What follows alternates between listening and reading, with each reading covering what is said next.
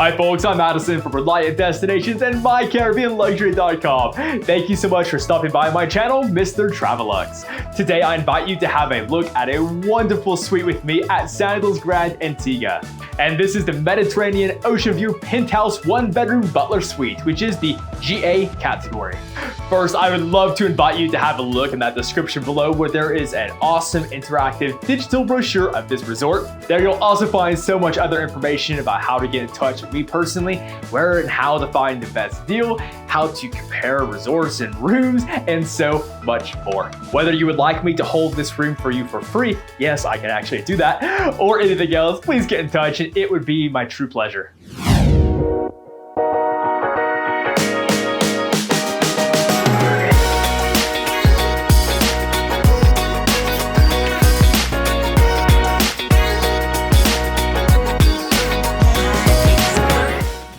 Just a couple of quick facts before we have a raw look at this suite. First, it is worth noting that this suite is considered to have one of the best panoramic ocean views of the Dickinson Bay area there at Antigua. The 1-bedroom part of this does mean that you actually have a separate and doubly spacious living area and then also your sleeping area. So your bedroom is separate from your seating area with a door in between it.